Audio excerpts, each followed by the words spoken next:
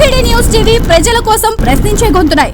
చిన్నారి జోషితారెడ్డికి కోటి కాంతుల చిరునవ్వులతో భగవంతుడు నీకు నిండు నూరేళ్లు ఇవ్వాలని, భవిష్యత్తులో ఉన్నత శిఖరాలను చేరాలని, ఇలాంటి జన్మదినాలు మరెన్నో జరుపుకోవాలని మనస్ఫూర్తిగా కోరుకుంటూ పుట్టినరోజు శుభాకాంక్షలు తెలియజేస్తున్న నాన్న విజయ్ కుమార్ రెడ్డి, అమ్మ రమాదేవి, అక్క హాసిని రెడ్డి. ఆటల పాటల నవ్వుల పుత్తడి బొమ్మరా బొమ్మరా, ఆశగా చూసిన నాన్నకి పుట్టిన అమ్మరా అమ్మరా.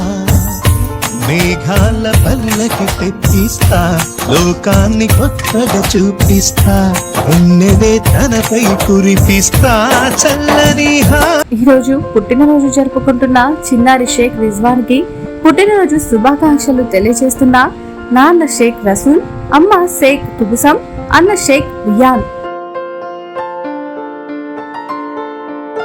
ఈ రోజు పుట్టినరోజు జరుపుకుంటున్న చిన్నారి అభినయశ్రీకి పుట్టినరోజు శుభాకాంక్షలు తెలియజేస్తున్న నాన్న సంగటి రాజు, అమ్మ సంగటి దేవమణి, అక్క సంగటి అనుష.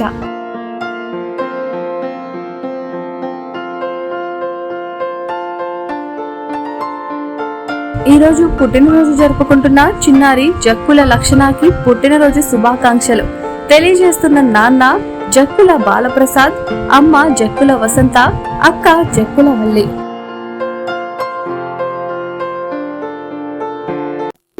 వదిల్లు వెయ్యేళ్ళు జీవించు నూరేళ్ళు, తరించి వాళ్ళు స్మరిస్తూ అయినోళ్ళు, నేల తల్లి గొంతు ఎత్తి పల్లెలన్నీ పల్లవించి తెలిపినాయి నీకు విషయం.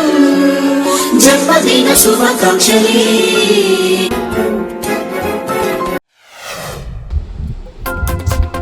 కర్నూలు జిల్లా కోడుమూరు సిఐ మాన్సూరుద్దీన్ అకౌంట్ నుంచి 2.20 వేలు కొట్టేసిన సైబర్ నేరగాళ్లు. సిఐ పర్సనల్ సిమ్ బ్లాక్ కావడంతో ఆలస్యంగా వెలుగులోకి వచ్చిన ఘటన.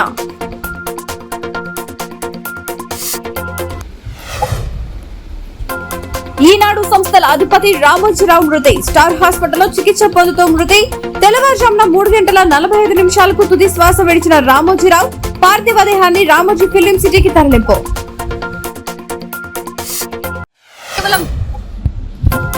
ఈ నెల 12న ఉదయం 11:27 చంద్రబాబు ప్రమాణ స్వీకారం.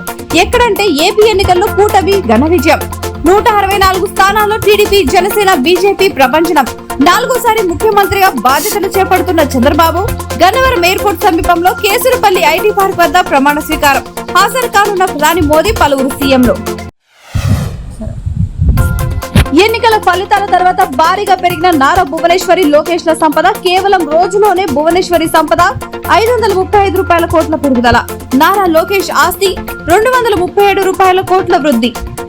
5 రోజుల్లో 55% మేర పెరిగిన హెరిటేజ్ ఫుడ్స్ షేర్లు. కంపెనీలో షేర్ హోల్డర్లుగా ఉన్న భువనేశ్వరి, నారా లోకేష్.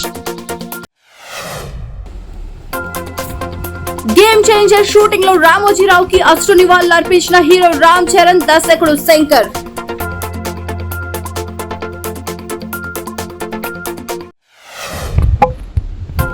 వైసీపీ కవ్వింపు చర్యలపై టీడీపీ శ్రేణులు సంయమనం పాటించాలి. చంద్రబాబు. ఏపీలో పరిస్థితులపై చంద్రబాబు ఆరా. కొన్ని చోట్ల టీడీపీ, వైసీపీ శ్రేణుల మధ్య ఉద్రిక్తతలు. టీడీపీ నేతల ద్వారా సమాచారం తెప్పించుకున్న చంద్రబాబు. లోక్సభ ప్రతిపక్ష నాయకుడిగా రాహుల్ గాంధీ. కాంగ్రెస్ సీనియర్లు డీకే శివకుమార్, శశి థరూర్ డిమాండ్. లోక్సభ ఎన్నికల్లో కాంగ్రెస్ తరపున విస్తృతంగా ప్రచారం చేశారన్న నేతలు. కాంగ్రెస్ సహా ఇతర పార్టీలు అర్హత సాధించకపోవడంతో 10 ఏళ్లుగా ఖాళీగా ఉన్న ప్రతిపక్ష నేత పదవి. ఎమ్మెల్సీగా తీన్మార్ మల్లన్న ఘన విజయం.